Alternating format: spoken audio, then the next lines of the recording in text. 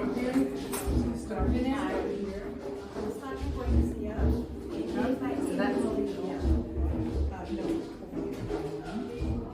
alright, and then we're gonna measure.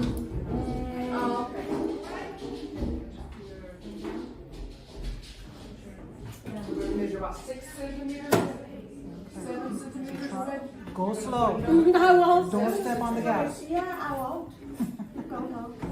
I'll take my shoes off. See, this is gonna, you're just gonna have to sew that out like that. Okay? Alright, so Yeah, what you're going to do, you're going to start at this pin and stop at this pin. And you're going to leave this space. So then when you sew with this sew right.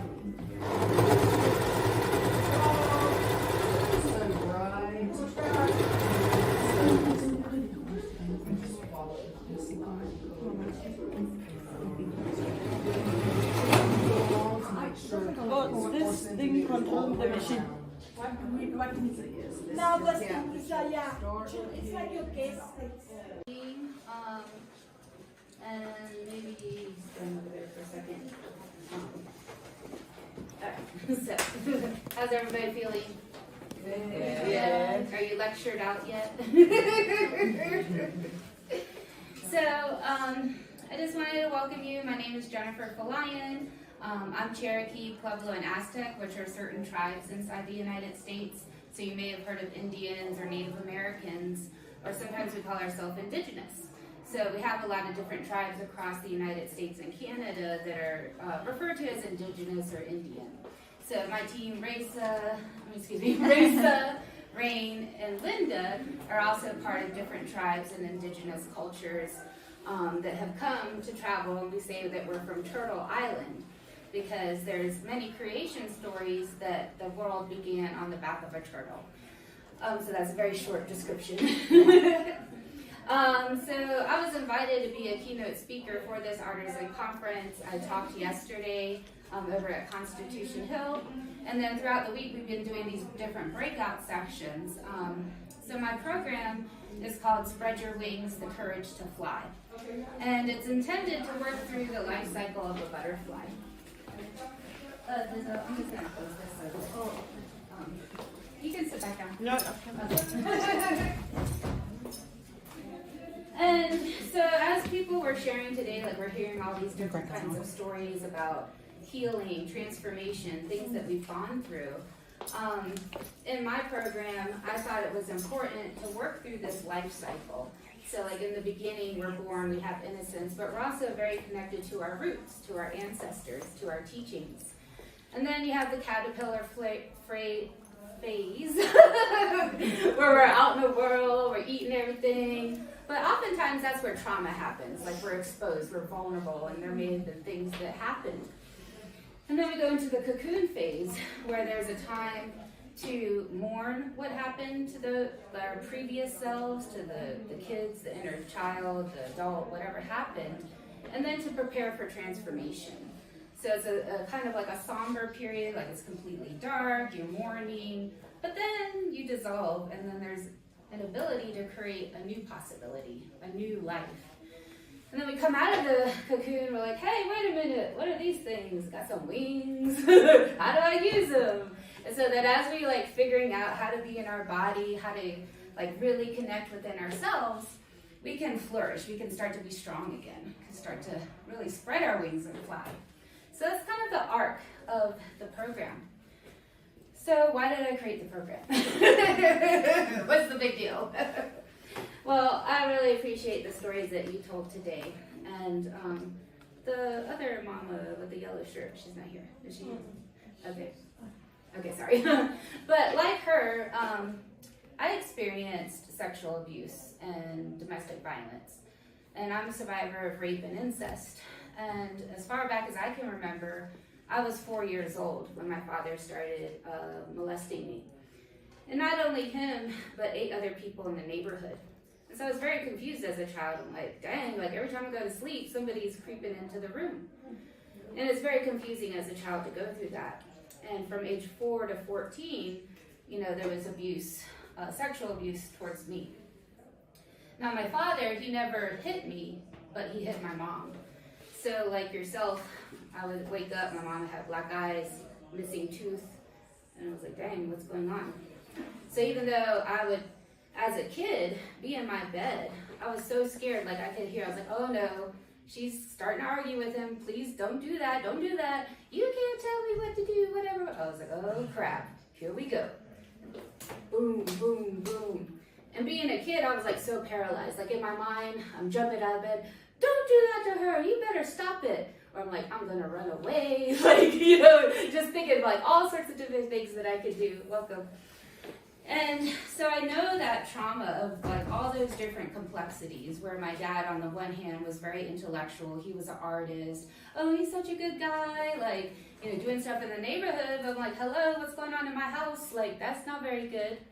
And he himself, so I appreciate what you're doing and what the other man was saying. Both my parents grew up. My dad was sexually abused by his father. His father was classic pedophile, going out into the neighborhood. He abused all of my dad, my aunt, my uncle. And he was the type of extreme alcoholic drunk, where when my grandma knew that grandpa was coming home, she would hide the kids underneath the house because she knew once grandpa came home, there was going to be hell. And so I always wonder, like, well, if they grew up and my mother also was raped and experienced childhood sexual abuse by her grandfather, it's like, okay, these two people get together. They're both abused. They both have alcoholism, drug addiction. And then I come along. Well, don't they know that it sucks to get abused as a kid? Like, why are you abusing me? So as a kid, I always felt like it's going to stop with me. Didn't really understand all of, like, the different dynamics of it. But I was like, this pretty much sucks, and I'm not going to raise my kids like this. If they were abused and crying about it, like, duh. So 4 to 14 kept the secret. I was always so afraid if anybody asked me, because I didn't know what to say. At first I was like, is this normal? Like, why is everybody doing this to me? Like, am I a target? And then I just was so afraid of going against my own father. Well, one night we had an argument, and my dad, he drove a motorcycle. So he come over where I was babysitting for a neighbor. You're supposed to be home, blah, blah, blah. And he was like, boom, smacked me across the face. I was like, oh shit. Never been hit by my dad before. And the police were called, and they came out and said, either you go home with your dad or you come with us. I looked over at my dad, blackness. Like my life flashed before my eyes. I was 14. It's like, am I going to become my mother now? Is this going to be what's going to happen? So I said, nope, go with the police. So I went with the police and I told my story, but I didn't know what was going to happen. I figured, I'll tell them my story. I'll go back to my friend's house. I didn't even have shoes on that night. I was like wearing a pair of jeans, a t-shirt. I'm like, okay, go to the police station, whatever. And they asked me all the different questions, like what happened when you're 4 or 5, whatever. So I told them all that. And the next morning, I didn't know they were going to arrest my dad. So my dad was arrested. A lady picked me up from the police station. She said, you can't go to your friend's house, you're coming with me. It was a social worker. And they put me into a foster home. And it was some white family, military, and they served me like this porridge. I'm like, what the heck is this? I was just had the tears running down my face. I'm like, oh my God, like, I just want to go home. Like, I'm going to play with my dog and my cats. Now, my mom, she was living homeless at the time. And she left my dad because of the abuse. But guess what? Got a boyfriend who was even more abusive.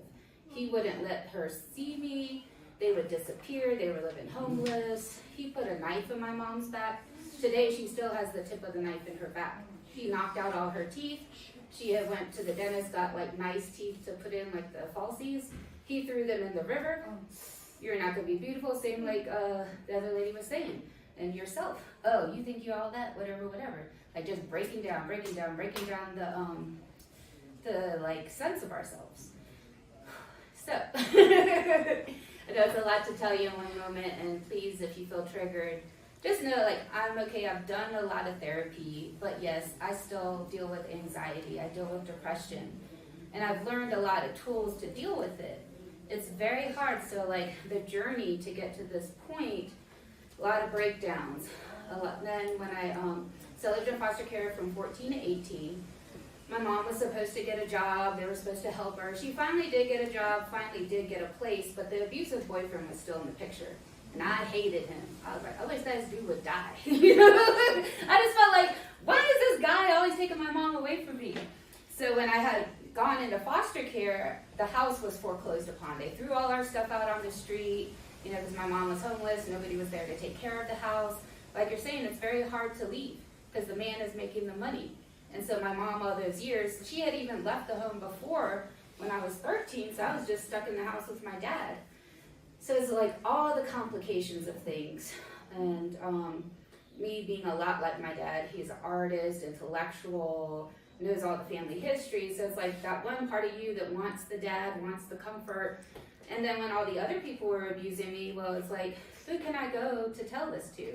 Can I tell my dad, like, hey, this dude just raped me? Is he gonna care? Because, like, duh, he's doing the same thing. So I just want to say that I understand all that. I understand all the different emotions. And with healing through the arts, so for 14 and 18 in foster care, doing traditional therapy, there was one art therapist that came to visit a support group that I went to, and I was like, oh, I didn't know you could use art for healing.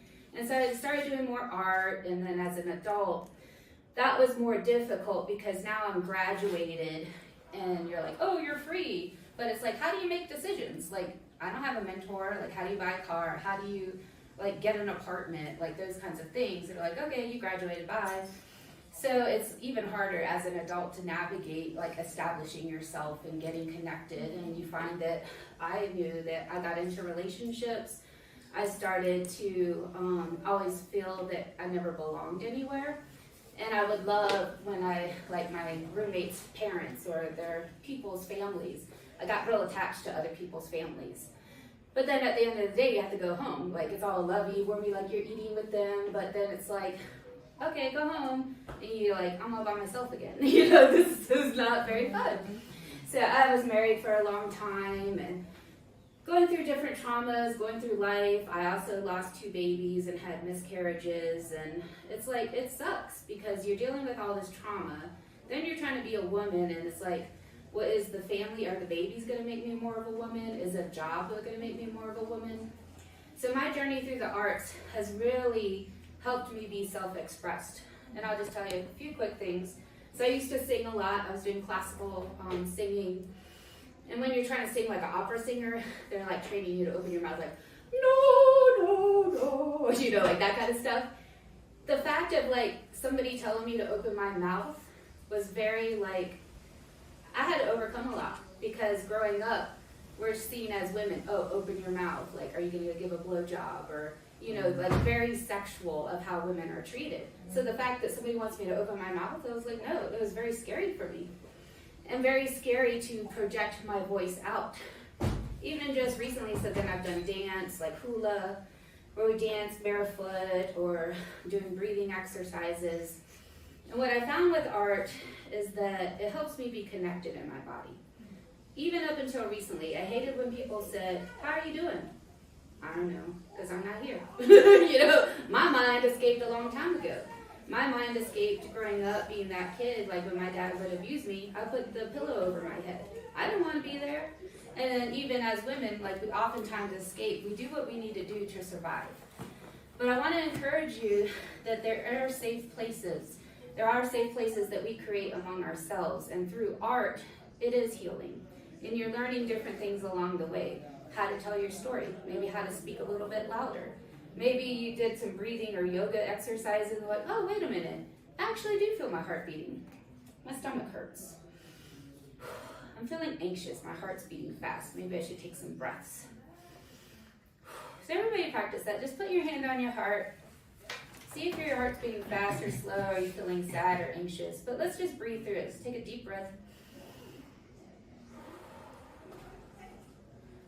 Thank you for being here today. Just take another deep breath.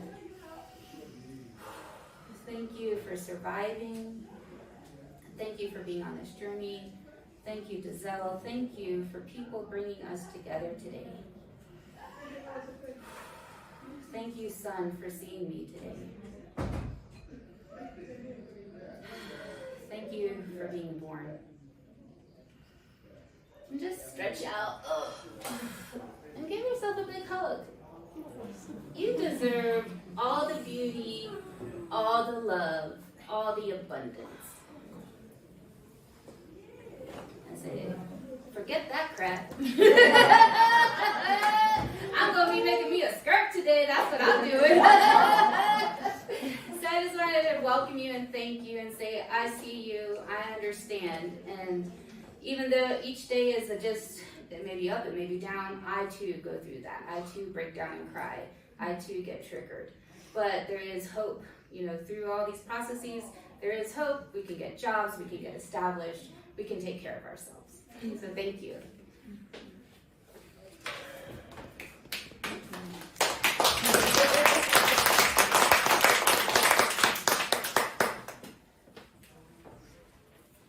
Okay. All right. So my name is Raisa Jones. I'm also indigenous from Turtle Island. I'm from the Lumbee tribe of North Carolina. And when Jennifer first asked me to come here and, share space with beautiful people in South Africa, I knew everybody had to talk about something. So I'm sitting there, what am I going to talk about? And so when I started having conversations with Jennifer, she had told me her story, and then when I thought about the teachings of our ancestors, and so a lot of our women, our indigenous women, they go through these traumas. This is a universal thing, and so what a lot of women have done in their process of healing is reconnect with their ancestral teachings. And so one of our central teachings is the sacredness of the circle. Everything is circular. So in the beginning, when there was nothing but Creator, Creator began everything by sending thoughts out into the universe. And so with thoughts going out in all directions, it formed a circle. And so here in the middle is Creator. And so within that is the power of the circle. The power of the circle is Creator in the middle. And so this skirt that I'm wearing today, we call it a ribbon skirt. This is one of the garments that our people have been making for generations. It's based on the sacred teachings of the circle, because your skirt is also a circle. The bottom part that opens up wider is this outside circle. And so then you have the smaller circle where you go. There's a smaller circle here, and you're in the middle. And so in the same way that Creator gives the circle meaning by being in the center of it all, we give our skirts meaning by being in the center. We give them life. And so, these teachings and coming back to, the origin and reconnecting with Mother Earth, reconnecting with Creator, reconnecting with everything that our ancestors left us, that's where the healing comes in for our women. They're processing their trauma, and then they're reconnecting and finding their space as sacred beings, because trauma beats that out of you. You feel less than. You feel, you don't know your direction anymore. And when you reconnect with that sacredness that's in all of us, that's where that healing comes from, because you have so much power within you, because Creator put it there. Nobody can take that from you. That came from Creator, and it'll always be there. That's your light. And so I came here from Turtle Island to share these teachings with you, and to also share the making of this ribbon skirt, because this is a way that many of our women have found healing. And once our women are healed, we're the centers of our families. We're the centers of our communities. So our families can heal. Our communities can heal. The power of the woman is in creation, because we're the only ones that can bring life into the world. And so from the moment you are conceived, you're connected to all of creation. That's your sacredness. And so that's what I want to share with you today. And so what we did was we went out and found some fabrics. So what we wanted to find beautiful African fabrics that included the color purple.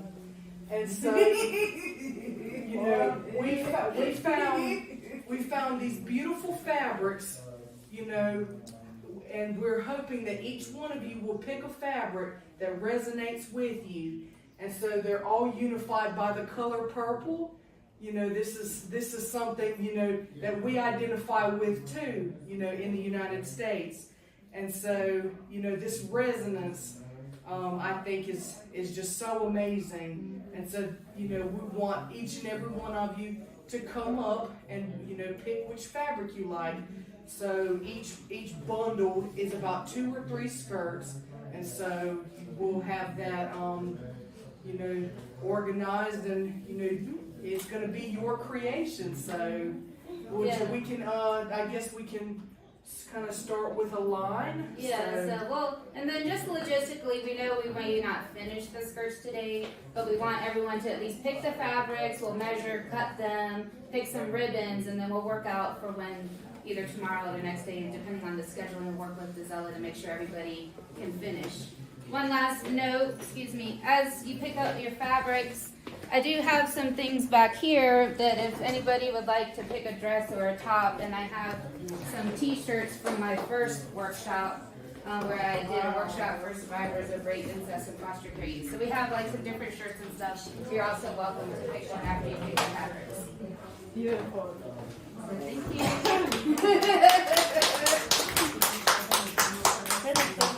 you. Put it down, and then you should leave it down, and we'll cut. Yeah, I was gonna wait till we get the picture.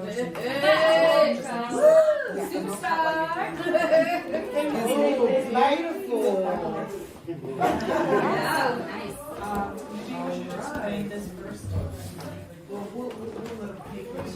That's my favorite too. Yeah. Yes, vibes. So if 2 people like the same color, you can just share it together. Yes. And then you cut it.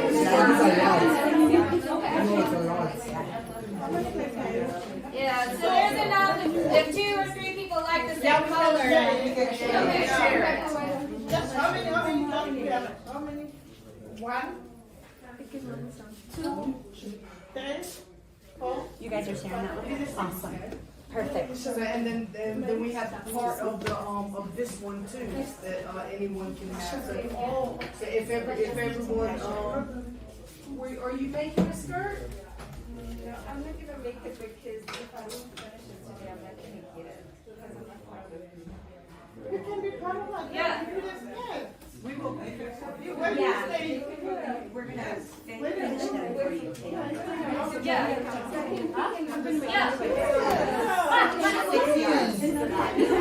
No one is left out. Next time you want to share. Yeah, no worries.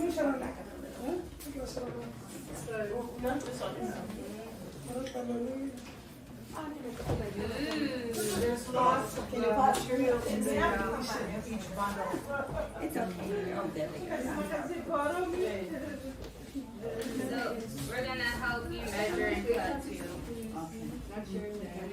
Here we go. Here we go. There we go. All right. So are you? So you two? Yeah, I know it's over here. And you have this one. All right, Okay. so let You me have this measure one you. on your own. And you have this one. You like this one? Okay. Good. Good. Wonderful. So you ladies pick this Then you need like a little flower in your hair like this, like. Some of these bundles may